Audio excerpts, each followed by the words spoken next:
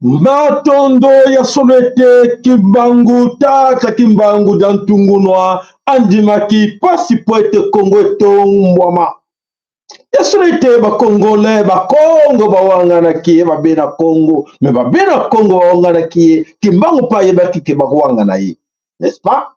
Abewi Kimbangu yebaki ba wangana yi mama ki pamvita yebaki poete ya solo na komona oyo niveau to na ngolelo bana mama Kongo botelema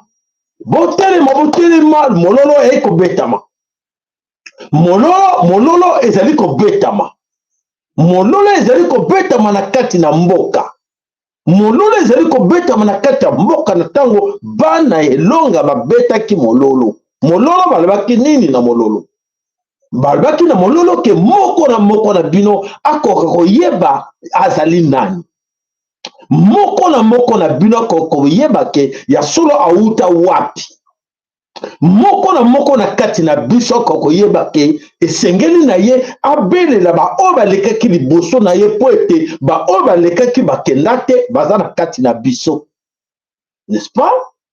Nani ayokaki te nani azokoyoka te mololo to akobeta mikolo nyonso bandeko ndum mololo ezali kobeta oyo eza koyoka te ye nani oyo ezali kondima te ye nani eyawa bana mama Congo tolobaki ete yai de prophétie oyo prophétie tokontaka nango mingi oyo ya tata Kimbangu dantungunwa alobaki nini alakaki biso nini lelo tosuki wapi na prophétie oyo tata alakaki?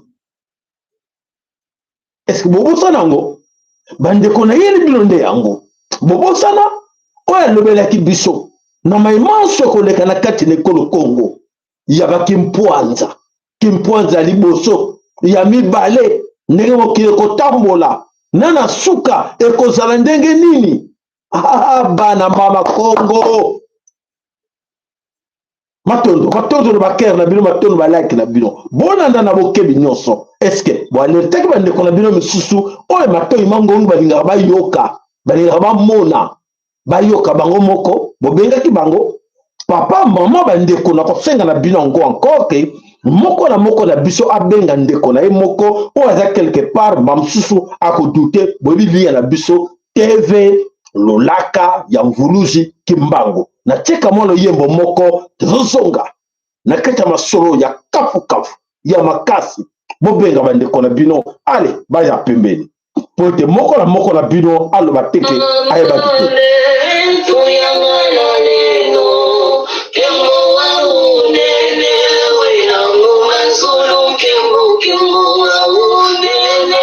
wena moma zulu yetu ya gala yetu Emo wa unene wena mumazulu yetu ya gala yetu Kizengele mulanda ngulusi kimbanguwe Mtukoni mamukembo mwanzane Kizengele mulanda ngulusi kimbanguwe Mtukoni mamukembo mwanzane Yasolo tolanda o ngulusi kimbangu dan tunguno alaka kibiso alobela kibiso yango tiza kosenga ke biso nde senge tobeta mololo nango po ete bandoki ebele baza koyeba te bandoki ebele baza koyeba te oyo balobaki oyo tata kimbangu alobaki eza kokokisama po ete alobaki ete na ntango ya kimpwanza ya zole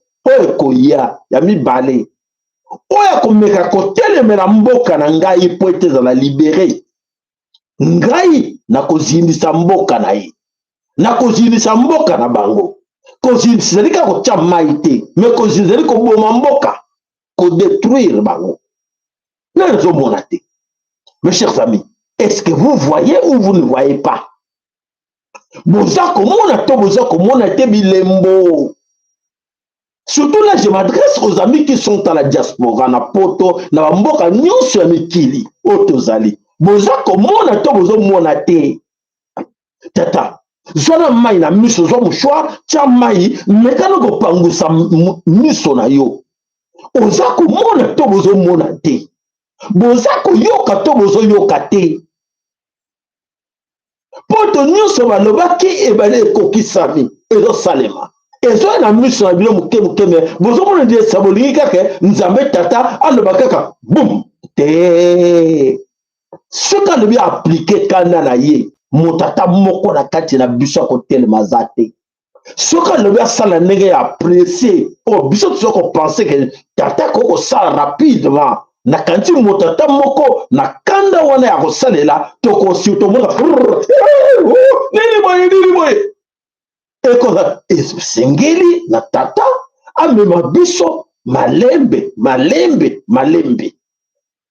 ndenge nzete botamaka yo bwakaki mbuma olonaki na ntango eza kobota ozoyeba toni yo lingo vande kaka wana otala okosela mingi okomona te ndenge eza kobima nazovandi kana otati okolemba n'est-ce pas vanda yo olonaki nguba na yo olonaki nzete moko yo vanda telema kano zana talaka ndenge kobota okolemba mon frère lenka okobalusa miso okomona o me ngana ningaki namona ka ndenge ebimi me te ebimi ndenge nini oluko yeba te ebimi esengeleki ekokisama na ndenge ya tata nzambe eta ntango yango ya mbuma wana eza kobotama oyo ntango yango nde ekoki yango ntango ifweni qu'est-ce que nous devons faire en ce moment où tu dis que ntango ifweni là nous allons adresser tokobelela mololo ya kobetama baza koyoka te toza kobelela baza koyoka te baza kosanfute na nyonso potika makambo na bino wana tolembi tolembi pasi tolembi te ntango yango nde ekoki esengelaki nde tolemba bandeko naoseka mibo esengelaki ngai na yo tolemba esengelaki ngai na bino mayele esila biso mpo toyeba ntango mayele na biso ekosila nde ya nzambe ebandi mpo ete nzambe akokabola gloire na ye na moto ya mokili te mpo ete ngai naloba so grâce na nga papa sayala soki nga papa sayala te nde kongo etongo ebongami te etongo etongami te soki nga papa sayala te nde eli te gloire wana tata aboya tata kokabola gloire na ye na mutu moko te ngai Donald Trump ngai na sese guerre na Congo yo nani ngai Donald Trump bon sisa zotala yo ngai nde pena ngai nde nalobi ngai nde solution makambo te Congo jantotila esilisi mokili mobima bayele nalobelaki bino ke bandeko botala na baretroviseur na bino malamu soki bomoni moto eza kopela na kati na Ukraine bokotala na sima ya Ukraine na se bokomona carte ya Congo. Congo ebombami na sima ya Ukraine. Congo eza munene koleka Ukraine. Mais comment Congo ebomba na sima ya Ukraine? C'était pour vous expliquer que ce qui se passe na Ukraine, donc c'est-à-dire que esengelaki wana eleka na Congo, mais tata lobi te après atie bango na moto, bango moko bazika. Bango moko s'amortir amortir bango. Abombi Congo na sima. Est-ce que vous comprenez? Boutila balai, boutila baker s'il vous plaît. Balai ki baker na bino. Vous comprenez? Negi tata salaki abomba Congo na sima ya Ukraine. Congo za munene me tata abombi Congo na sima ya Ukraine. Ay, motepela. Ay, balimbi. Balimbi le bakomi kofundana. Yete. Mais l'objectif était que cette guerre-là, aux opérations, il fallait pela na Congo dans tout là chez vous. Mais tata na mayele na ye, na bolingo na ye, na makanisi na ye, abi soki na tiki yango ebandi kuna pona pinir bano yanga, bakoka yango te, ekozala somo, bakosila, ekokoma poussière po bazwa mayele te, tika na mesala mesika bango babandaki makanisi na bango. Bomoni moto ya Ukraine. Soki moto wana ezalaki epa na biso, na mayele toza nango ebele na mboka na biso, na makasi toza nango, na boyokani oyo tozalaka nango tolinganaka, nde tozosuka wapi? Le contraire, vous comprenez. Tolinganaka te, toyokanaka te, nyonso eza mabe epa na biso, nde soki moto ebandaki epa na biso, nde ata moto aza te lelo. Nde musoko za mwana nemo akako chai na kano ya nini te tika ba minduke sili tika mwana nanga kota na kati pake no kuboma kote ya mususu. Eloko bela biso ndenge wana. Te tika na zonde ko na ngoyo na kotse kuna ale kano bumlele ke ko po ba bombe sili biso to tina tabana biso ndiko koko ya kuna et tout ata mo katata mo mutu. Voilà. Na bolingo na ye tata bokanisaka azosala te. Bamingi balela, bamingi bakanisaka nzambe mpe nzambe abandone Congo te. Soki nzambe abandonaki Congo, nde bitumba ya Ukraine nde eza na Congo. Nde bitumba eleki na Israel na Iran nde eza na Congo. Boyoki. L'esprit ya trahison oyo toza nango. Oyo tolinga mbongo. Tantôt ndima na biso bite ya ko bombarder pa na biso ko so pesa ngambongo ya ko bombarder na ki kucha o pesa biso mbongo pa ya ko kumpemba ba tune basila denga pa na lobi boya pa na ngako nga pa na zo mbongo batu ya kwa pya ijofa kuna basengi batu ya lisala ngomba basengi batambanda ka basengi bata yalo chakuna ya isangi basengi te ngai pe côté na ngabo ya ko bombarder pour na zo mbongo. Est-ce que vous comprenez ça?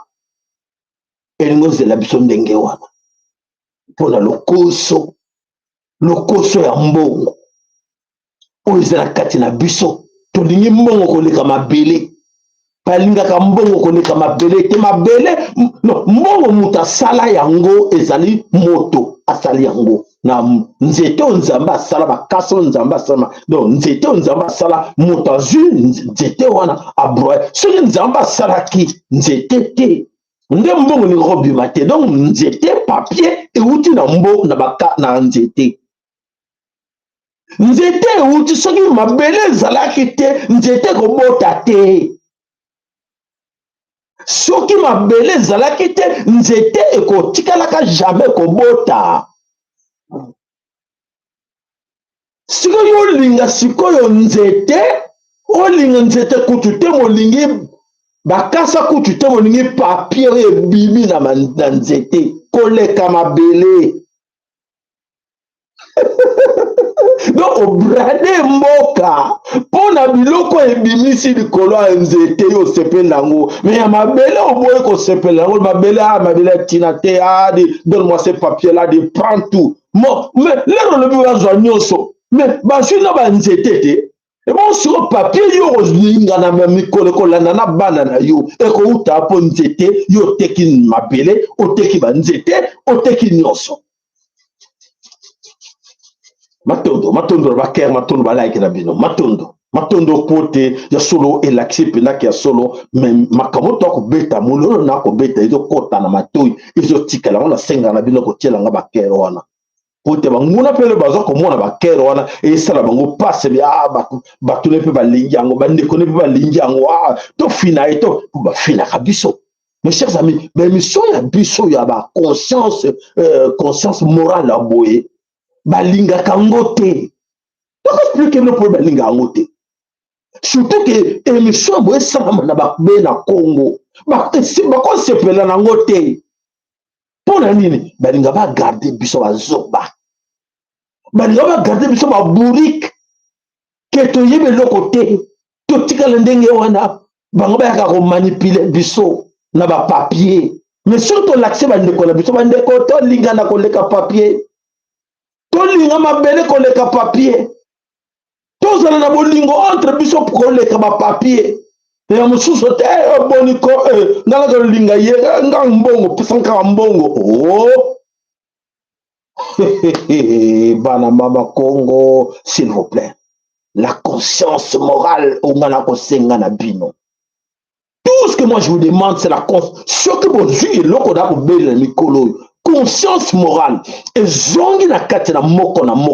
Intérieurement na moko. Ndeko ngai, ndeko ko yibate. Ndeko de tourner mbongo te. Ndeko ko tonga mboka. Parce que conscience vous interpeller. Mais c'est mon devoir, non? Oh, ça, mais ça, mais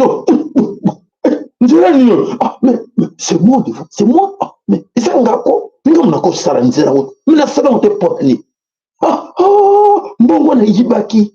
Mbongo na joaki. Na tina kuna. Ndiye fane tonga te. Mwa angaye. Azoko benda na. Batongi na nzela plein. Na makolo. Otali tiri, mais comment? Mais c'est qui devoir n'angate pour te banga matata na transport en commun mais va suite tala maman wana kuna aza ko nyoko mapasi ake l'hôpital kisa malonga te na sali yango responsable azo mona que ba indien ba chinois ba pakistanais ba libanais ba jeune ba kisa mabe pour empoisonner ba ndeko na ye ya le tete pour empoisonner pitanga mbongo. On somba bango, on se milimo na bango, donne-moi l'argent. Manque ya conscience. Manque ya conscience et ko permettre yo te kamuninga na yo. Par manque ya conscience morale et ko senga na yo trahir mboka na yo. Par manque ya conscience morale et ko senga na yo même na libota na yo ozala bolingo na bango te. Soki lelo tokomi lelo kobenda na basinga satan aza kokota kuna tika nazwa machete nakata bandoki nakata bango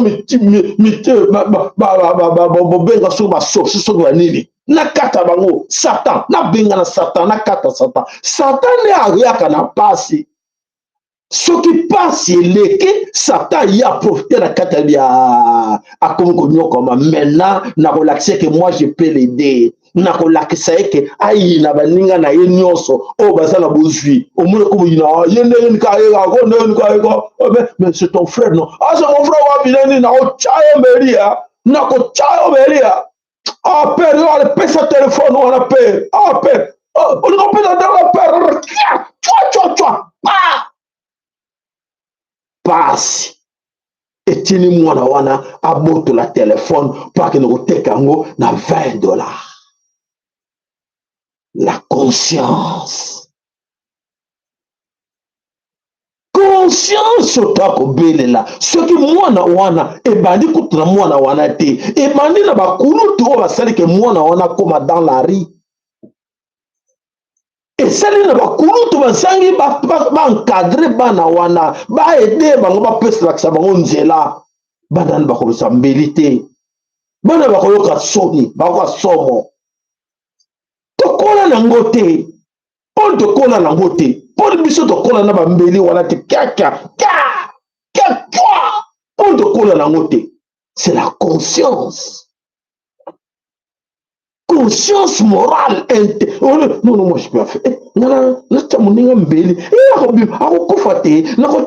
Conscience. Et c'est cette conscience interne. Nous devons empêcher tout ce qui fait que le Congo doit marcher à cause de Nango. C'est à cause de ça qu'aujourd'hui le Congo ne va pas. Et les autres se moquent de nous. C'est bien qu'ils continuent comme ça. Voilà mes chers amis. Voilà le Congo de Melango. Alors, on va découvrir Congo, Elonga. Bandeko belela bandeko na yo nyonso belela bankoko na yo nyonso belela bango bayana ndako belela bango bakotsa bango na kati na ndako na yo belela bango tambola kati na bango belela bango basunga yo belela bankoko na yo bakenda liboso bakenda te baza pembe nzinga na yo baza kotala yo na kati na bango na bokasi na bango oyo bango bakoma na l'autre monde invisible na bokasi na bango na monde invisible bakosunga biso po ete balakisa biso nzela ke te bana bobungaki nzela boya nzela ngoyo bango badivinité na biso moto akosa yo te bamikili nyonso monde entier batambolaka na badivinité na bango mokili nyonso bamonde tout batambolaka tout basalaka avec leur divinité. Tout le Congolais. Yo, ça la canane. Il faut seulement divinité.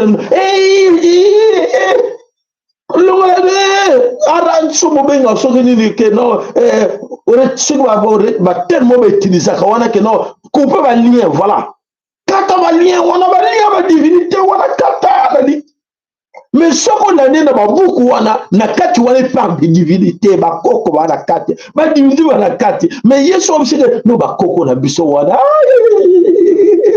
na liyo wana te ba liyo wana liko yoka ngote ah bon oli lien na Matie oli lien na Philippe na Eli oli lien na nani koko na Philippe o Philippe ayebi yote Matie ayebi yote Lika ayebi yote ba comment beka ba prénom.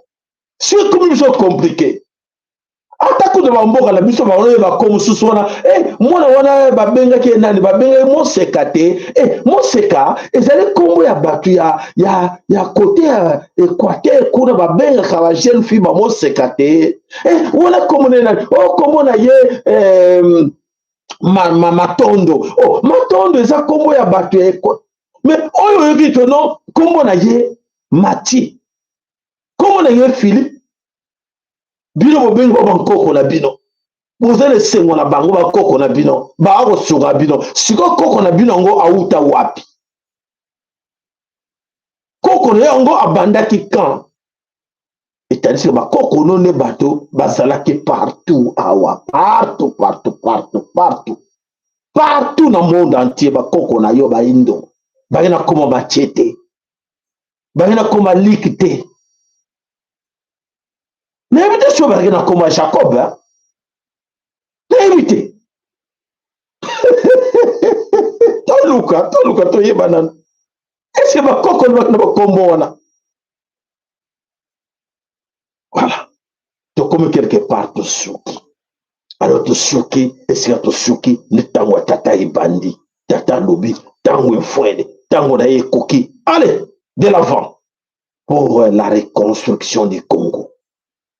Et là, la prophétie l'Obamake, bana oyo bakobima na libanda, bana bilaka, bana yelonga, bango nde kozonga na bango, nde bakotonga ekolo Congo, oyo eza ya kokufa.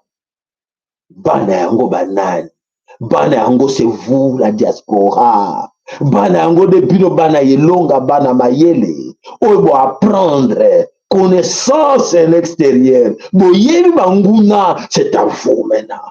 Le Congo a besoin de vous. Est-ce que vous comprenez très bien? Merci pour la compréhension, merci. Alors mes chers amis, tant il faut une pour la kotonga mboka na biso ko le Congo et alors c'est à nous biso de photo tellement pour que oui nous sommes prêts avec notre expertise oto yebi, oto mona quelque part, oyo to lekaka ezala boye. Tomona yango ezala boye, tomona yango gare ezalaki boye, tomona yango espace public, marché public ezalaki boye, tomona yango batongo bandako bopona bo bazala mbongo mingi te, tomona yango te babandi ko organiser opona kovandisa bana na bango, tomonaki boye mpo bana na bango batanga bazwa mayele, tomonaki ya malamu tozwi, nyonso tomona ya malamu tozwa. Tomema yango wapi, tomema yango na Congo na totiela yango tobengi l'expertise d'un chacun moko na moko azwa oyo ya mayele, oyo ya mona, oyo ya tala, oyo ayekola amema yango na Congo. Mais pa oyo baza na Congo ta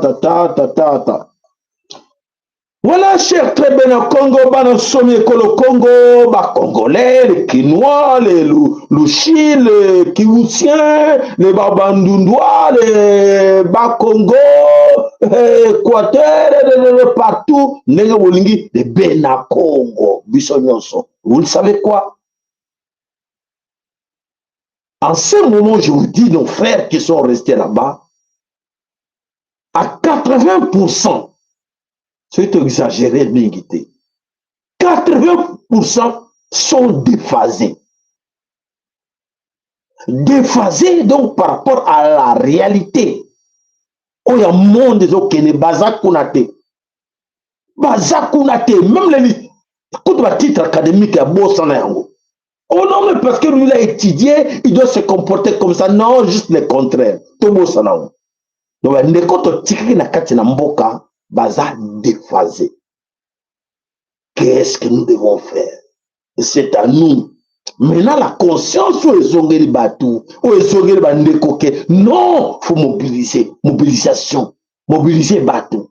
Lomela bango. Que oui, totongaki ndako. Tosubungisa ki ndako bane longo basala ki ndako. Tosenga ki bankoko na biso tokocha mwana bandako. E bakoko bakoche na ndako. Irisenga nini biso tozonga na kati na nkanda. Kati na kinkanda, kati na plan. Tozonga. Poite tosala musala o tata kopesa biso. Mbala oyo ezali mbala oyo bana elaka bana elonga basala musala. Ndeko na ngai ko bange lokote. Ndeko na ngai ko rekile te. Sodra ndeke ba lobele ke yoka makapa basala lobi. Ko zonga simate to kene de l'avant. Poite tata lobi fiololo ebeti, mololo ebeti, ntango na ekoki, il faut retour au bercail. Et ce retour au bercail avec détermination, chacun doit apporter ou ya connaissance naie, ou expertise naie. Quand on a besoin de l'exabition bilambate, on a besoin de l'exabition mode te kuna, on a besoin de l'exabition te makamusoto mona na kate ba mboka o ya buzoba. Oh nyonso ye o mona te buzoba na kate mboko o to pekisa o tata pekisa ko memangote. So kebitete ngai ba ngala ki proche ba LBTGB ki plicité nga pena côté loketo wana na ki makasi nango il faut vraiment na Congo pena kene nango okokufa ndeko nanga okokufa ndeko nanga okokufa likambo tata boyi o alobi ke no o epekisa mi banda bokoko na biso tika yango awa. Oh, ngana lingana ngana komena nga PD te na ngala sa pecha kin nden basaka ba PD na ko ngana komena nga lesbienne te tikana sa petita kin nden basaka ba lesbienne na ko papa mama ko kufa yoka ngai diaspora zo ka ngalanda ngana bukebi nyoso ntamu foni basengi na biso to plier bagage to kanga ba valise retour au bercail. Mondela lingi makamona zolo la binote. Mondela za contre la ngobo zonga te. Makamona zolo ba bango le bazo yoka ba sepela la ngote zong sa bandeko na ye koma ide bazo bandeko na bango so zong si bango nyoso ba kenwa la gotonga te. Voma kudu to seka na bango ba kima ba ya zong sa bango. Ya ko to za ko bele la bino. To zonga.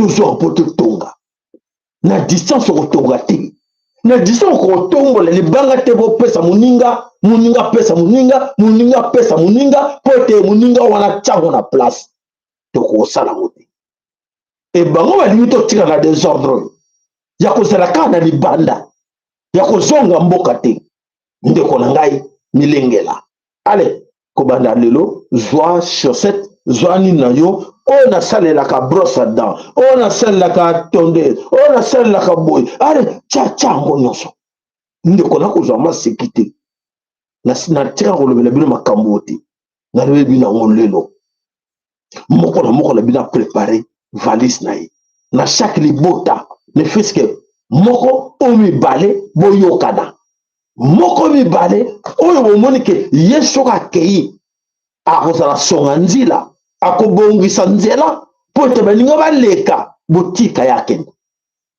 tika ye akende zongisa ye chaque libota oyo alobi tete nga nazobenda bango baya te napekisi bino kobenda bango baya su te tika bango kuna tokende tozonga po tolakisa bango nzela ndenge tokotonga oyo ayebi kotonga bilamba atonga bilamba oyo ayebi kosala kotya peinture atya peinture oyo ayebi kotonga kosala brique maçonnerie baza ebele na poto échafaudage baza ebele na poto électricité baza ebele bachauffeur baza nyonso Congo en ce moment ezali un grand chantier monene pour tout le monde. Et ce chantier-là, tous on a besoin d'étrangers, mais à ça, les biso ango. Et ça, biso moto que nous retournons, mon pote, tu tiki ta mine dans ma venture. Tant tu tiki dans ma venture, bon, la nanga la bouquet bignonso.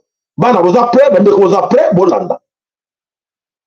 Bangouna na biso va comprendre que non, tu dois comprendre bangote. Bon, on va bimaki. Bon, on va zonga, on va zonga le sous.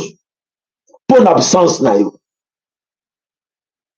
Bakakuta na Nairobi basali réunion na Nairobi abite bazana no prêter bango bakolo moko ba prêter bazak bakofa kumputu donc biso to zonga mais soki yo biso no soto kani to zongi bango place na bango izate po bazo banga yo ndeko bo comprendre nga po ete bazo banga yo bayebi ke no bayebi ke présence na yo kuna yo mwana longa yo mwana laka buyo kanga malamu présence na yo kuna soki ezalaki bien avant nde na kanti bakosanganaka te na Nairobi po bule ke atozonga tozongela bango te tozonga bakoyeba biso mbala to bango basanganaki nga mpe nasangisi bino na elaka avuluski mbango nasangisi balobi bandeko ale bokanga bagage tozonga tozonga bunda bitumbu biso su na ma place baoyo baza de père et de mère bakolo mboka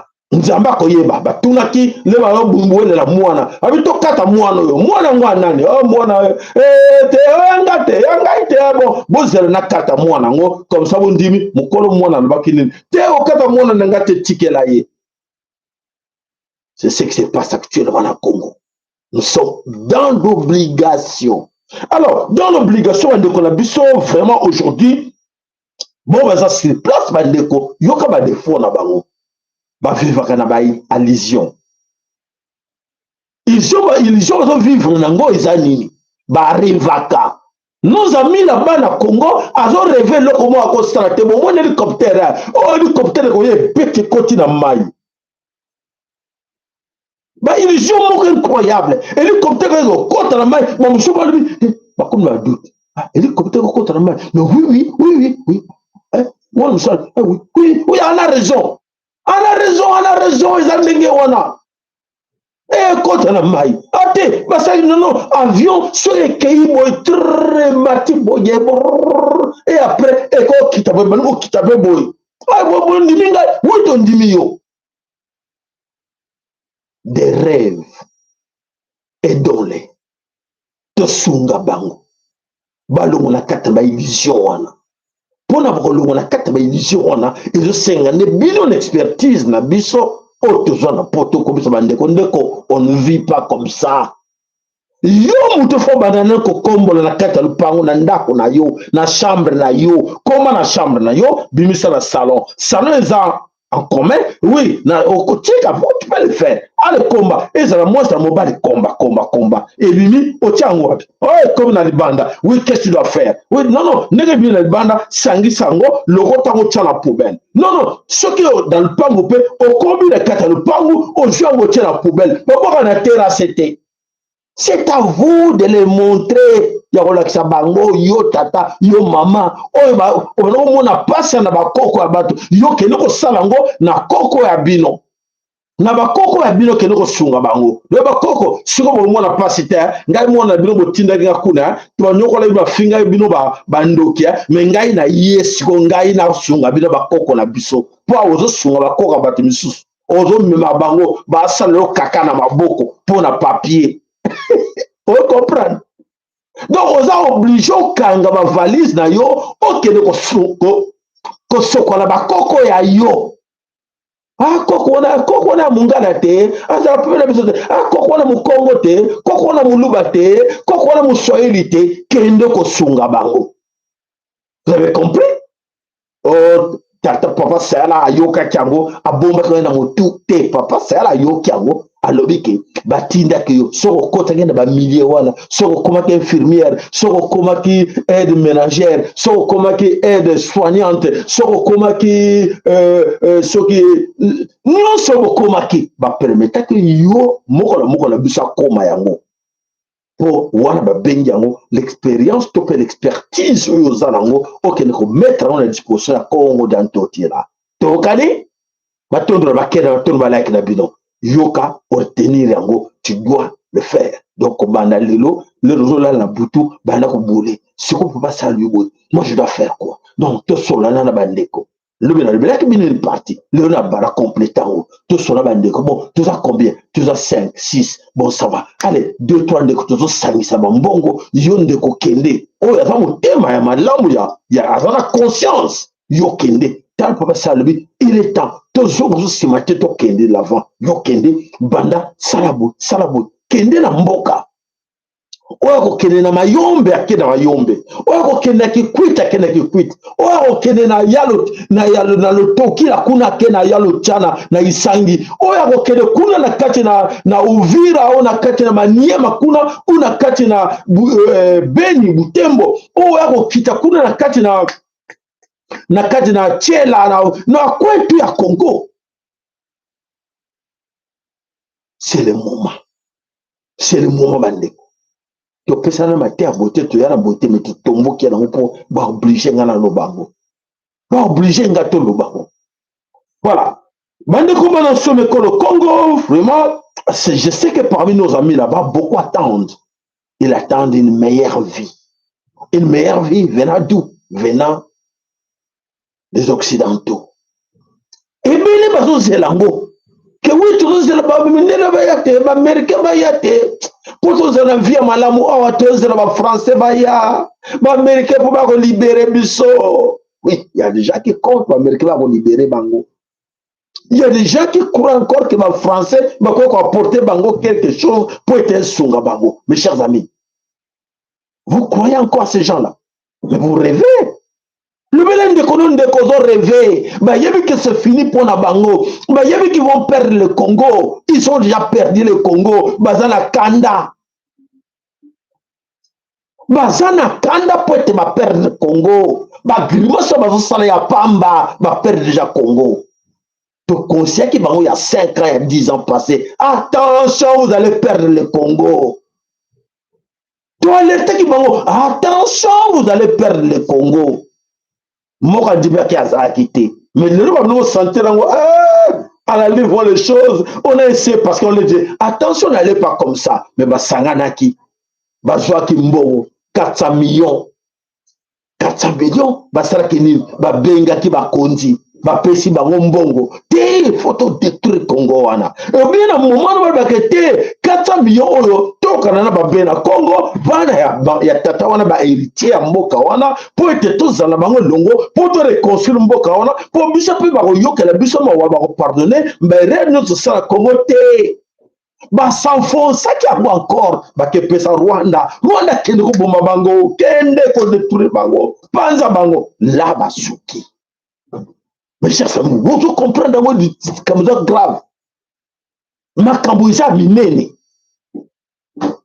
Tout ce temps qu'ils ont pris, on a presque pas la conscience. La conscience toujours. Conscience. Ce qui est conscient, non, on a trop fait du mal à ces gens-là. On a détruit ces gens-là. Depuis l'époque. C'est nous autres à l'origine de leur souffrance. Mais cette fois-ci, tout sera mea culpa. Tout ce qui va limbisi. Ceux qui vont limbisa, et on continue qu'on vive là-bas ensemble. Pour on a il y a pris de l'espace. On a tout détruit ici, nous-mêmes. Donc, on a il y a encore la place, il y a encore du terrain, il y a encore de la terre, que ceux qui vont vivre mieux. Mais ça, il y a un côté. Comme si on a makasi. Comme si on a makasi, on a sala ma belle, il ne jamais. Il faut continuer à faire du mal. Et le mal qu'ils ont continué à faire, aujourd'hui, Basuki. Mes chers amis, ce n'est pas moi. Mais c'est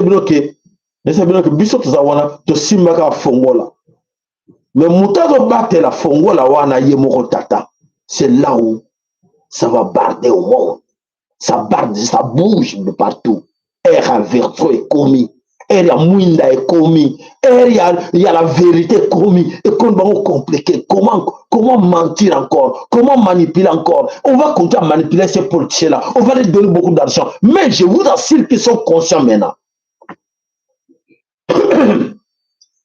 Je vous assure que ces politiciens congolais, ces parlementaires congolais, il y a des choses qui vont arriver là dans le Congo, et qu'on dépendre de la bangote. Et qu'on dépendre de la volonté de la bangote, ce qui va arriver. Oh, bah, ça, qu'on dépendre de la bangote. C'est moi, je suis signé Kango. Mais oui, ça va se passer là-bas, que la gamme comme nous sommes dans le lot. Na Congo, wana, na Kinshasa, wana. Na parlement, na Sénat, wana. Na présidence, wana. Bogondi Melanga. Nzambe tata bachaka ne tembete aza oti ya tout biso na batoyo esila contrat ya biso na bango esila coopération ya biso na bango esila dans Bible esilité mais esila na monde wana avant na monde spirituel avec comme na monde physique mais na monde spirituel c'est esila. Si quoi est comme dans le monde physique, ça semble bloquer, mais vous bloquez, et alors,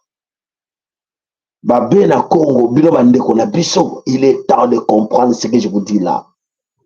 Il est temps de saisir l'opportunité, de comprendre que Tata Lovinini, on a fait trop du mal, on a détruit ces pays. Qu'est-ce qu'il faut faire? Voilà.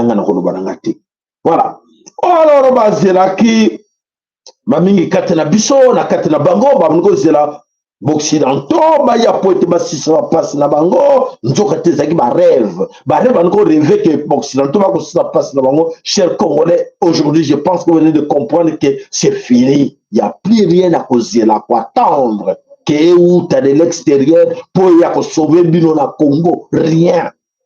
Rien, même aide au développement et s'il oh, Banque mondiale, derrière même des dettes, là, il sera tout balayé. Parce que c'est escroquerie. Oh, dette, fonds monétaire, à personne qui m'a dette pour le banini. Nous avons lobby, à quoi balayé, à tout. À tout le monde, qui m'ont dit ça banananga. Bonjour qui m'ont wapi pour que de sa banananga. Et vous connaissez sa bango, vous voulez que Koko sa bango, bazun c'est la bino mbongo, ba ko tonga na mboka, nous va tirer en bon ma banque na bino. Et comme une dongo. Et ça va comme un Nzambe. Nzambe, ezo kolobama, ezo salama sikoyo. Voilà, ezo salama sikoyo, les chers ignorants congolais, oyo, babane ko penser dans l'Occident, babane ko souhaiter, babane préférer que, oui, et c'est vrai que tous sont toujours bête, tina, et babane ko mona que non, et sili. maloba ya kalisi boyoki na lobama na chaîne na biso te mais ya solo ba pensaki ke tokotika toujours bête ba comprendre te mais to blokaki bango to melaki bango religion to melaki bango éducation na ba diplôme to melaki bango to université to melaki initier bango to saki tout to manipulaki bango mais ba bimi ndenge nini toujours ko contrôler bango te c'est fini ba ko contrôler biso te bokinga bateli bakoma papa sala makambo ozwi yango wapi nga nayebi na nga te ngai makambo nazolobela bino nayebi te euti wapi me nalobeli bino eza koya ça bouge déjà oyo eza koya ekozala somo po ete baaméricain bayebi yango bagrand initie bayebi makambo naza koloba bayebi ke c'est fini mpo na bango bazoganye temps mais tant baoganye na nzambe te nzambe soki amikaka lelo c'est fini azomema malembe nebisa bino ke akoyesaka nzete na brutalité nyonso to te akoyesa nzete na malembe mosusu satanaka na mobulu te ye nzete ekokotisa banyama na kati ebandi kolia nzete ya mbila bo nzete ya mbila elembi ebandi kopanche nzete ondenge nini te nzete oyo nde kokende ti ekokita wana nde ya nzambe malembe. Et voilà ce qui va nous arriver, c'est ça. Donc, personne ne vous interdit de rêver, mes chers amis. Si vous voulez toujours continuer à rêver, rêvez, ça va droit à bino. Vos droits de rêver, sachant bien que nous sommes rêver, on a pris ce temps-là.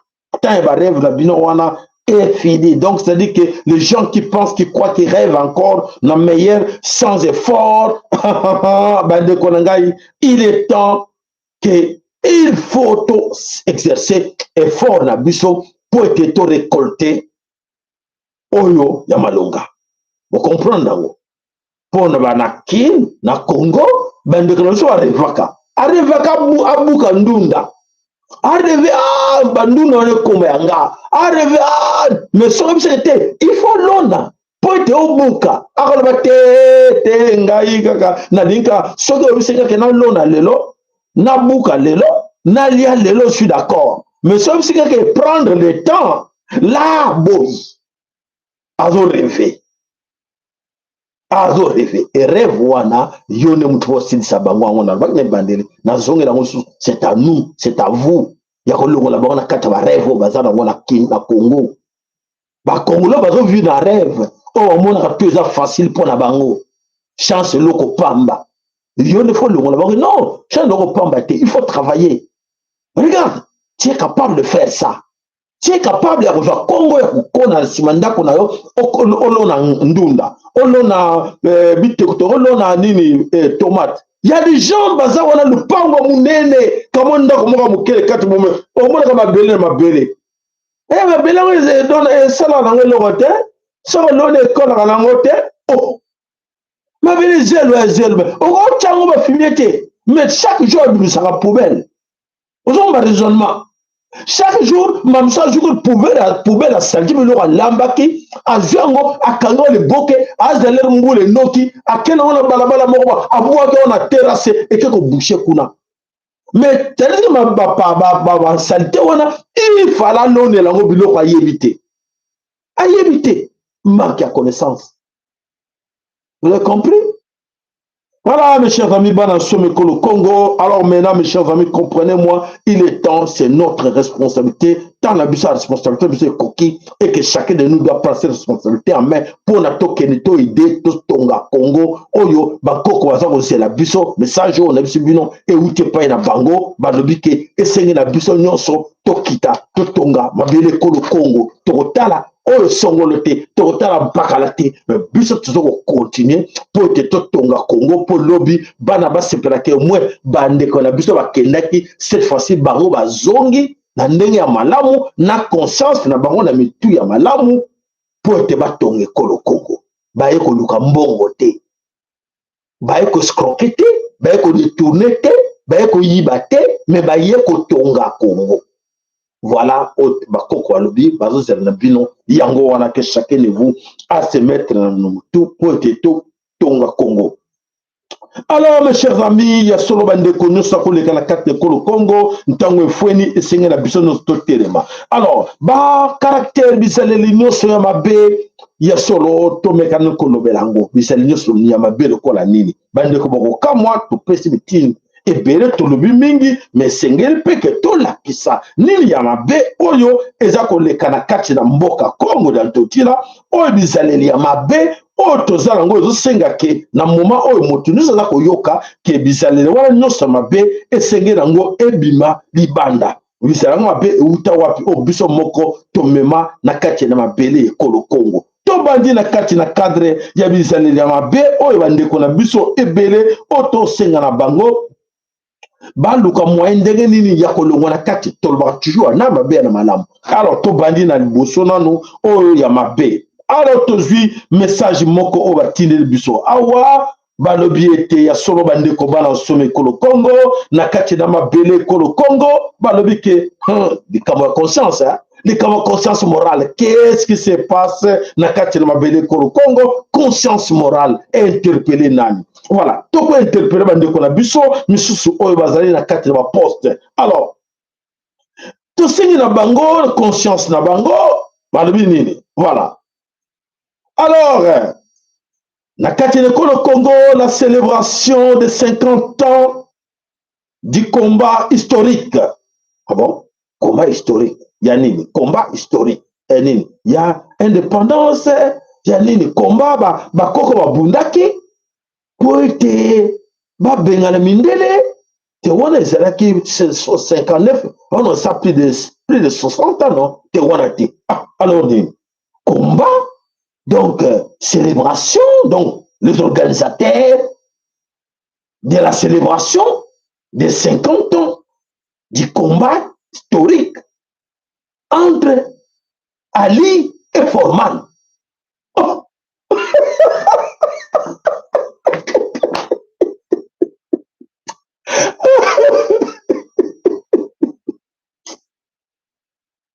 Bandeko, qu'est-ce qui ne va pas? Les organisateurs de la célébration des 50 ans du combat historique entre Ali et George Foreman. Combat oyo moto organisé yango ezalaki Mobutu pour les enfants au Bayemité. Pourquoi Mobutu a organisé combat wana? Mobutu a organisé combat wana ezalaki tout d'abord na fierté na ye. Pour être ezalaki vraiment master na américain et sengaki ke abenga ba américain ba ya laksa bango ba monde entier ba mona ba réalisation na ye. Andiko boyoka. Mobutu a organisé ça pour na yango. Ba mona oui ya tongo stade et à salsi banzela oh tout ça ils allaient fierté à Mobutu. Donc ye moko a organisé ki combat ya Ali na George Foreman. Et aujourd'hui, au Congo, les ministres sport et loisirs organisent la célébration de 50 ans. Qu'est-ce qu'il a fait? Abengsi Ali, Abengsi Mohamed Ali, Abengsi Format Bounassou Tumbate, Abengsi Mike Tyson. Alors, le boxeur américain Mike Tyson est arrivé donc depuis hier, le 17 vendredi, le 17 octobre à Kinshasa. Pour faire quoi? Pour célébrer la date historique, il y a combat du siècle, Ali Foreman.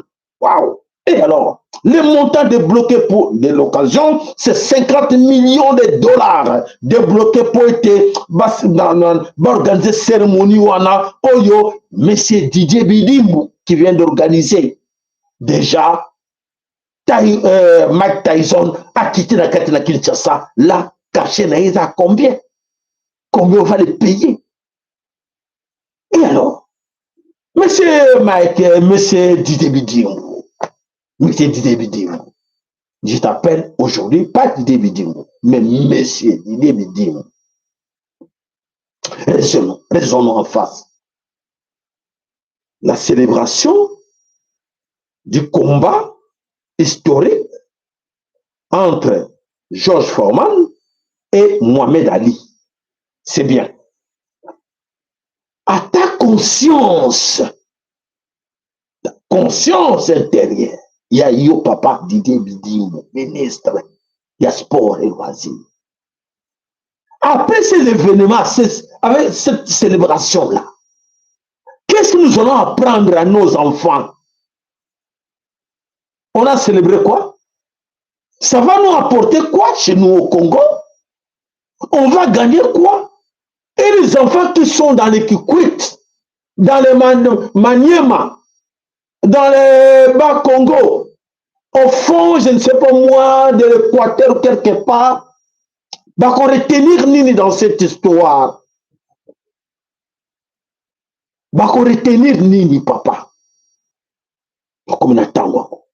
Voilà, maintenant, comment nous sommes au Congo. Alors, tu éviter de gagner nini na makambo. Tu gagner nini na eloko yo Didier Bidimbo akosala o azosala po etabimisi 500 millions on va signaler biso na ba service bato baza kuna ke oui abimisi ba débloquer 500 millions de dollars na trésor public pour na ba organiser cérémonie wana oyo exala na stade du 20 mai.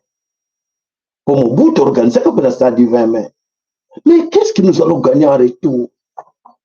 Est-ce que ce que nous allons gagner est que supérieur à 500 millions?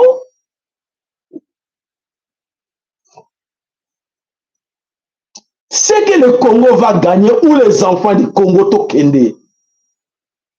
À rapport, il y a Oyo Salisi Lelo. Bana va gagner nini na l'esprit na bango ke. Ah oui, tata ouais. Ah tata na biso Didier Bidimbo. Ah sali mayele. Ah ben c'est biso Forman. Ah ben c'est biso Mobelali. Ah mbowe koti mamsudana ba tonga na biso banzela, ba tonga na biso classe, ba kise ko kota na mboka. Qu'est-ce que Tyson va nous apporter? Il y a comment naie vétéran. Voilà la conscience. Auto senga na bandeko. Auto senga na biso nyonso. Que il faut. Il faut te songa mboka wana sino te. Surtout tala na miso, surtout tala musika. Biso sta victime. Ou tous aba complices. Soit on est tous des victimes, soit on est des complices. Là, par rapport à silence na biso. Mais il faut agir. Il faut agir comme un tété. Bon, sur le Congo, nous avons le droit tous à contribuer parce qu'il y a faille. Il y a dans ça ne va pas, dans ça ne va pas. On doit se mettre là-dedans pour essayer d'arranger les choses. Parce qu'il y a trop de fanatisme. Il y a trop de fanatisme. Comment donc au monde les Camopé qui va conseiller tous autour, bon, on normal. Et ce n'est pas la première fois. À quel moment nous sommes à Barcelone? Après, si nous avons 40 millions.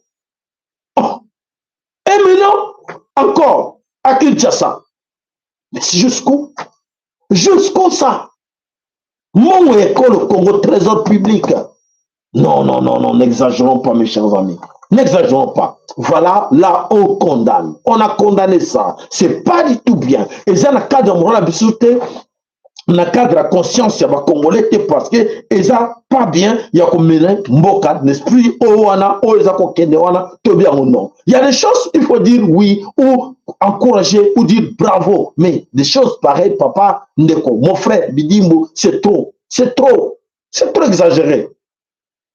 Revoir encore. Si l'argent là n'est pas encore sorti à la quête de l'État, allez, bonjour sur la trésor public. Bonjour, ceux qui séjournent 2 jours dans tel naïe, bonjour, ça y est. En ce moment, le pays est en difficulté. On a des guerres partout. Et vous nous amenez des distractions. Et Didier Bidimbo, ça, là, tout le monde qui va jouer à l'opar. Il y a toujours, aux autres occasions pour retirer l'argent. Mais tout le monde va jouer dans ça de l'autre côté. Tout le monde était comme une infrastructure et ils ont bougé. Qu'est-ce qui ne va pas? Qu'est-ce qui ne va pas, M. Didier Bidimbo? Voilà. Merci. Merci à Royo Kangai. Merci à corriger mentalité d'Abino, comportement d'Abino, Toninga au soutien pour Tata dans le Silika. Nous avons Tata au Silika pour bananer Bazon Yokoma. N'a pas comportement pareil. Matondo. Voilà, mais le combat dans le Congo, tout va continuer. Il y a solo que toyoki kuna pe ya solo, il y a solo tolbaka te nyonso to sala kaka to mais il y a solo pe bolanda sous ce événement mosusu. To tiela bidango en image. Toujours à Kinshasa. Allez, c'est parti. Bandeko, toza na commune ya Kinshasa le 16 octobre 2025. Bomoni ndako na étage C4 niveau etongama likolo ya niveau entre Croix-Rouge na avenue Croix-Rouge na avenue Luapula. Boyebi eza ndako wana ya pasteur eza lopango ndako ya pasteur Voici l'homme zera tozongisa ngo po ete congolais nyonso asengi ayoka yango. Le pasteur, voici l'homme. Na influence azojouer nango na kati na Kinshasa atongi ndako likolo ya terrasse ya mai, akangi na likolo nango atongi mai ezoleka na se. Botala ngo bien. Toza na commune Kinshasa le 16 octobre 2025. Bomoni ndako na étage C4 niveau etongama likolo ya niveau entre Croix-Rouge na avenue Croix-Rouge na avenue Luapula. Boyebi eza ndako wana ya pasteur voici l'homme. Donc tu sais qui ministre et environnement toboyi deux poids deux mesures. Bocha ba commentaire bofinga te. Eza lopango ndako ya pasteur voici l'homme. R+4 yango. Otwana kuna Croix-Rouge place ndenge na te mesa Luapula. Voilà. Voilà. Oyo sengel la biso to lobaya mabe. To boyango. Un pasteur. Ayebi que ce qu'il est en train de faire là, n'a pas payé au moussousou et qu'au salamate. Mais yé moussaleli anzam. A saliango.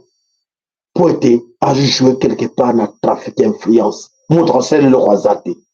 Voilà. Au Congo. Alors, mais oui, aux autres, l'obakaka, il y a aux autres critiquer, Moussa, tout c'est bon, il y a malamu zanine. Il y a malamu, Nashville Pebino, il y a malamu. Il y a malamu, une bonne nouvelle. Bravo pour vous, bravo pour vous. Et voici, c'est quoi? Alors, mes chers amis, plus de visa pour les Congolais d'origine pour se rendre au Congo. Ah bon? Donc, bah, Congolais, on va bûmer dans les bandes. Ça bouge quand même, hein? On va bûmer dans les bandes. Bah, vous avez besoin que vous avez visa, vous avez un passeport allemand, passeport américain, ou belge, ou français. Donc, c'est-à-dire, si vous êtes congolais d'origine, les réseaux à Congo, tu n'as plus besoin de visa. Oh yo, yango yo, information, yamalamu, donc tout bouge. Voilà, ça bouge. Donc, il faut Bandeko, c'est bon, bravo, bravo, c'est bien fait. Ministre, ce qui a affaires étrangères, je pense que Yom t'a décidé pour Nango, le ministre de l'Intérieur, bravo. Donc, il n'y a plus de visa. Alors, il faut reconstruire la nation. Le changement de mentalité, à ce moment, on va dire que plus de visa, mais voilà, mais tout aussi que ma comportement, il y a un bazali na kati na service qui service en fonction au bazar DGM fonction publique oyo fonctionnaire oyo ya DGM au bazar ça service en tout ba ozuilango façon mususu toujours de soutirer quelque chose aux mains de ces Congolais là au bazar linga bazonga pour reconstruire mboka.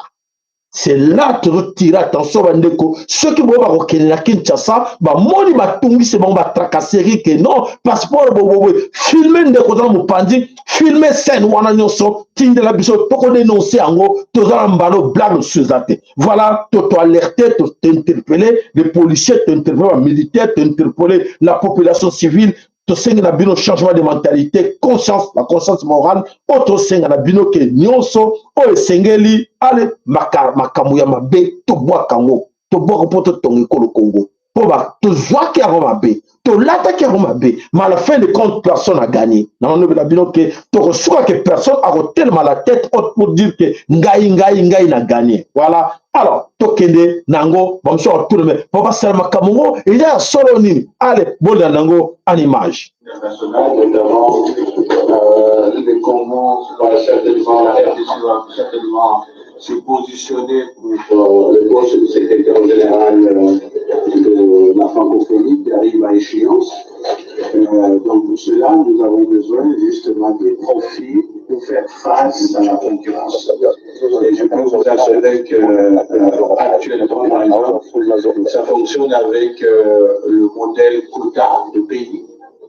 Et en décriant les Congolais d'origine, nous élargissons nos chances de pouvoir jouer ces rôles-là dans les organismes internationaux.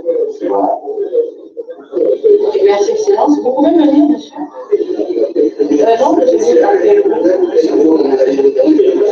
Vous allez vous présenter et faire votre intervention. Vous avez 2 minutes. Merci beaucoup, monsieur Tony. Merci.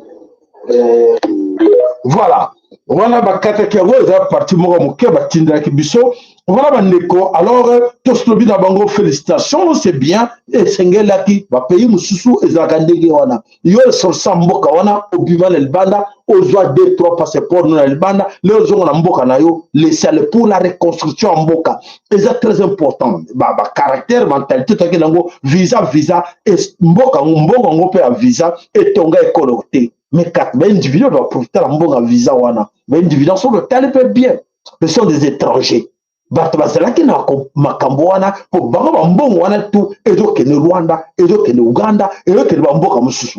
Mais lelo na kanisi conscience et bango kota bravo na bandeko na biso pour comprendre que non des histoires là ezosenga na biso nde apporter biso rime tandis que na bato bakotelema po ete baya na kati na ekolo Congo eza mpo na reconstruction ya mboka. Donc toboyi bakarte toboyi batracasserie na kati na aéroport na kati na baservice nyonso ekomake non iyo passeport erere comme nini soki omoni moto aza na mikanda ne normal tika ye ndeko aleka tika ye ndeko aleka po ete soki otungisi ye mosusu ayebi na makambo ya Congo te une fois ye botracase ye mbala nsima royal sute boki akoma nakenda na ngai na mboka boye te nakenda na ngai na Côte d'Ivoire te na Congo ça ne va pas kuna tracasserie mbongo ya Congo oyo mbongo efala kotisa na Congo ye akende kotisa na Côte d'Ivoire akende kotisa na Angola akende kotisa na Congo Brazzaville etandis que na Congo ezokoéchappe biso. Donc na ba cerveau mitu ya bato ezokoéchappe biso na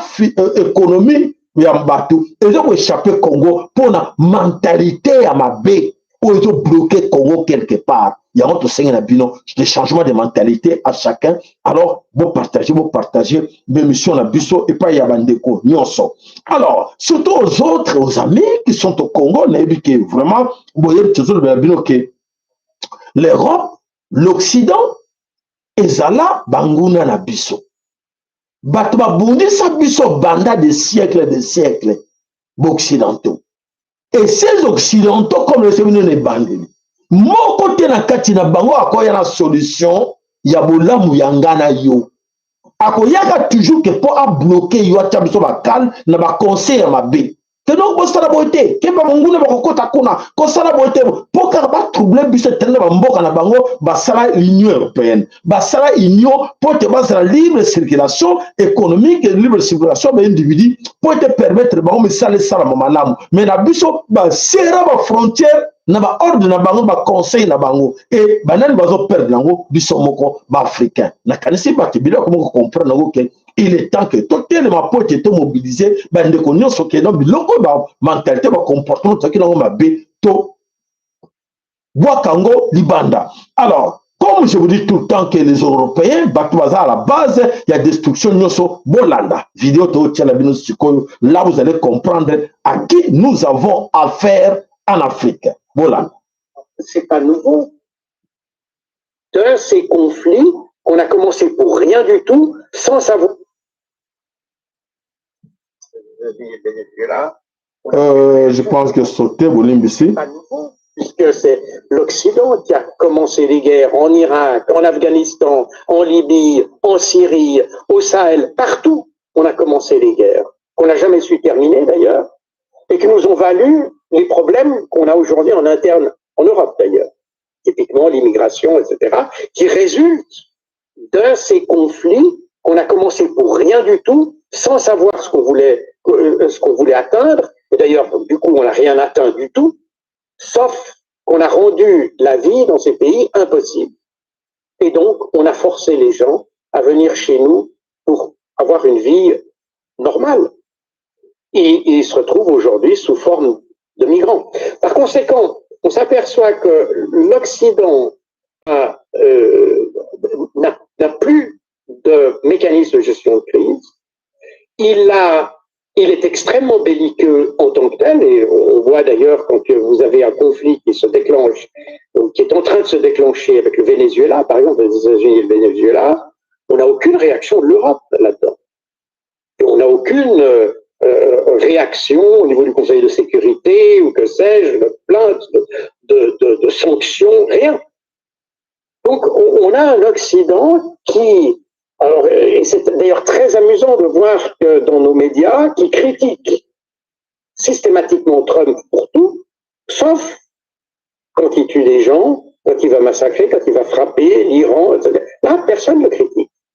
C'est assez paradoxal, quelque part. Et c'est, alors, les médias, vous suivez ça? On sait qu'on a maintenant pratiquement plus que des médias qui sont des médias de propagande, c'est plus de l'information, la RTS, RTBF, France, voilà. C'est littéralement du travail de propagande, raison d'ailleurs pour laquelle on s'en détache de plus en plus, mais c'est eux aussi qui font ressortir ces conflits, qui font l'effet de loupe sur ces conflits dont j'ai parlé tout à l'heure, et qui, parce que les mécanismes de résolution ou les mécanismes de dialogue qui ont été développés dans les BRICS, par exemple, ou enfin dans les pays, dans le reste du monde, les BRICS, c'est une organisation spécifique dans cette constellation, mais dans le reste du monde, on a ces mécanismes. Et comme nos médias sont inféodés à ce qui se passe en Europe, alors évidemment, ils ne nous expliquent absolument pas le rôle de ces mécanismes de résolution de crise qu'on trouve ailleurs. Et donc, on a l'impression que ces conflits émergent comme ça, de manière un peu spontanée, parce qu'on ne nous donne jamais la raison, d'ailleurs, ces conflits. Voilà, comment c'est ce qu'on vous dit tout le temps que Toyaka, on a poété, Topé Sabino, Sango, Oyoke, et quoi apporter un plus dans nos têtes pour dire que, écoutez, ben, ils nous ont menti dans ça. Et tandis que Bango Bazar, professeur, il y a une leçon. On va accompagner ça dans leçon en Afrique. Oui, dans le Kouta, au Bwenge, la paix. On vous apporte la paix. Nous voulons la paix. Donc c'est juste le contraire. Nous vous apportons la guerre. Parce que guerre, nous, sur la quête de Mokili, Bango, Baya, Kanango. Comment, bisous, que nous look à la paix, n'a pas mboka na Bango. Tout le look à la paix, n'a pas fabriquer la guerre. Et c'est l'herbe royale que kuna boke pina que pote ba sala kabino comme moi monument moko que comme il y a la paix, marionnette moko la paix et il y a que bin la kabino voilà la paix, vous êtes en paix mais kuna tout allez tete la paix là marionnette za ko bina tiki na zo bin sa marionnette pour nous distraire occidentaux et qui frappe là-bas les occidentaux même. Bazo frapper kuna bandeko baza ko kufa bazo boma bandeko kuna bazo distraire biso na marionnette na bango tiki regardez oui tout va bien nous allons la paix voilà la paix vous êtes en paix oui nous sommes bravo Europe bravo Amérique oui nous sommes en paix oui voilà mais c'est ça c'est ce qu'il faut comprendre mes frères. C'est ce que nous devons comprendre, mes chers amis. Que biloko nous soyons là, que nous soyons le Kouta. Et maintenant, il faut que nous soyons sangana comme Moutoumoko. On a compris. Depuis tout ce temps là-bas, ils nous ont amené des conflits. Ils nous ont amené ça. Donc, tout ce qu'ils nous ont amené, Nabambo Kanabiso, et c'est là qui fabriquait, fabriquer l'Occident. Et il y a des gens qui sont fanatiques en ça parce qu'il y a des gens gagnants. Les gens qui sont aujourd'hui dans Katina, chef de guerre, croyant que oui, parce que chef de guerre, arme, l'Occident va fournir bango. C'est le même Occident qui va encore fournir aux Rwandais, aux Tutsis. Donc, l'Occident fournit des armes aux Tutsis et le même Occident fournit des armes aux chefs de guerre. Pourquoi? faut s'entretuer. C'est entre vous. On va noiter entre vous les Congo. Donc, ils manipulent gauche, ils manipulent droite. Allez. Ils n'ont pas pitié, africain. C'est ça. Donc, objectif, vous exterminez l'Afrique sans les Africains. Et plus loin, on voit encore que les Congos sans les Congolais. Mais nous-mêmes, les Congolais, nous sommes là-dedans. Tout le monde sait que nous sommes dans l'art. Oh, mais c'est bien parce qu'ils ne comprennent pas. Laisse-le comprendre. Prends. Viens, je vais t'aider à cacher cet argent-là. Viens. Tu as combien là? Tu as combien de milliards? Oui, on va placer ça, ne t'en fais pas.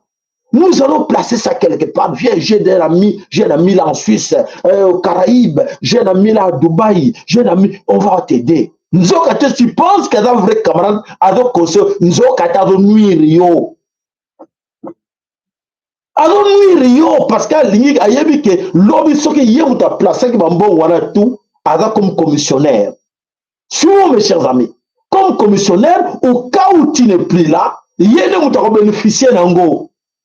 Parce que si c'est qui kolongola kozwa mbongo ya Congo, aiko tsango na libanda a conseiller kada conseiller financier na yo, nzoka te bazo ko landele de près ba yebi ako koso tsa Congo a mutubu. Comme wana ya peso conseiller tsa ya yebi ango, notamment na numéro à compte à noter, à que pesa batunaï.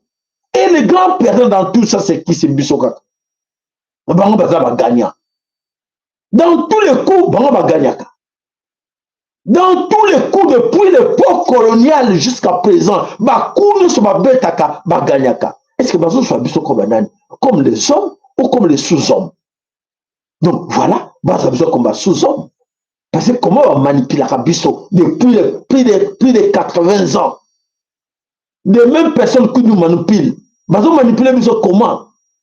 Ces gens qui nous manipulent chaque jour, pourquoi?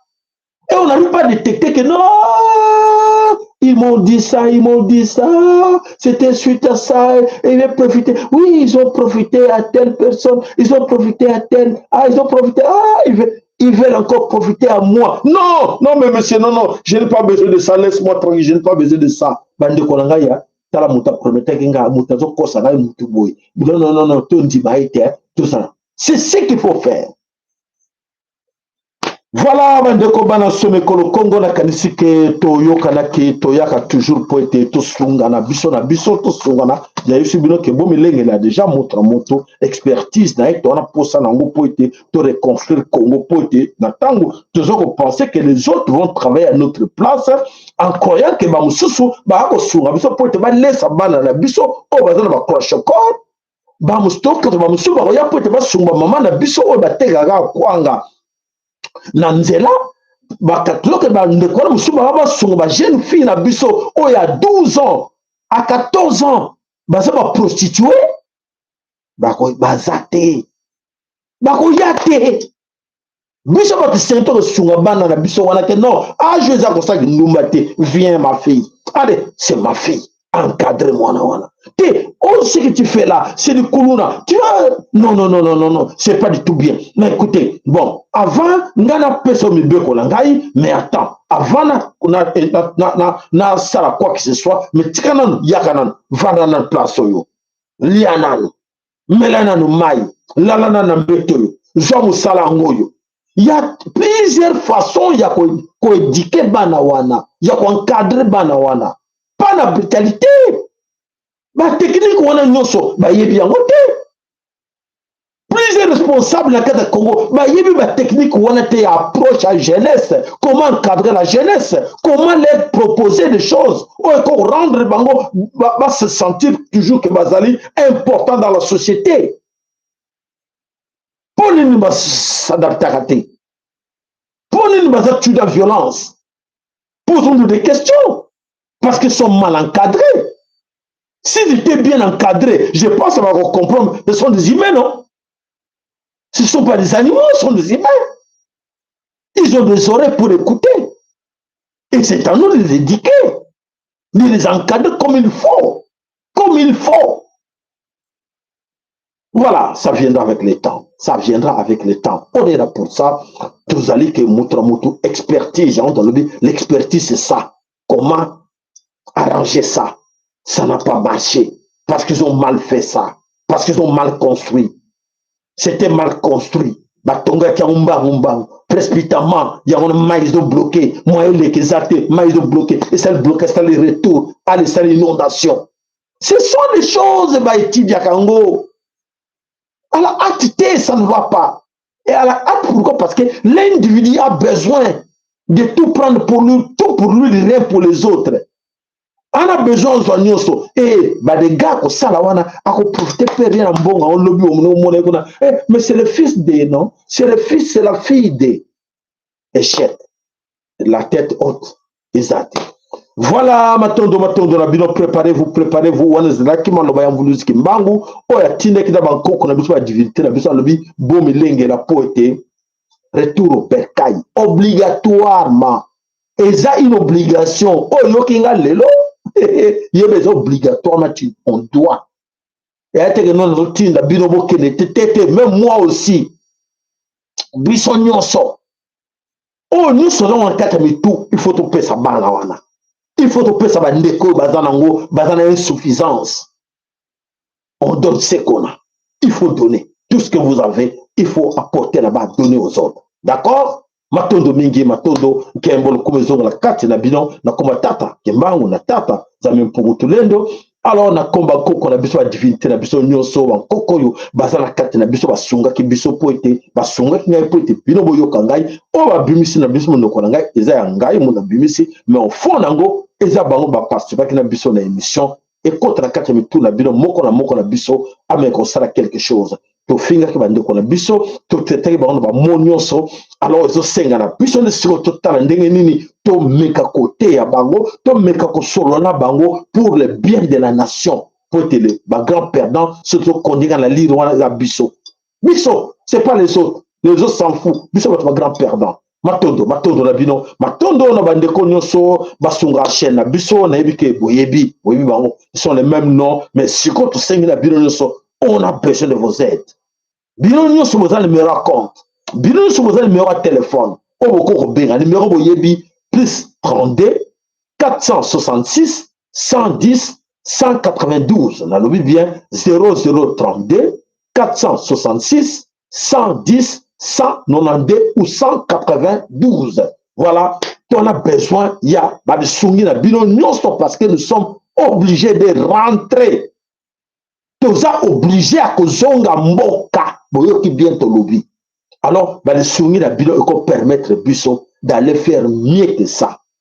D'accord? Allez, Tokutani Mokoloya lobby, et non pas demain, demain c'est dimanche, Tokutani Mokoloya lundi, lobby Topema, Tokutani lundi. Allez, matondo la bilanyo so tomona mama, ana le sako za kate na biso tomona ki papa ndeko na biso dodo Fatuma za kate na biso le sako na yo le commentaire le sako no mama ana le sako no commentaire le sako no papa na biso Willy Kaenga ozaki na biso le sako et pas na yo papa na biso tonton Lema tobosani to le sako na geste na yo merci mingi matondo tobosani te papa na biso papa Willy na mama na biso Maman Marie na kati na Dallas le sako na fort no maman Marie ozako sala pour na ko conscientiser bandeko maman Marie na papa Willy na Dallas nzama pambo la bino le sako kati na bino donc to soudanais to sala moko parce que tata sengi yango pour te reconstruire mboka le sako e pana yo roi Congo za na kati na biso to mona ki azana biso le sako kati na yo kati na mabota na bino so to kutani mokolo ya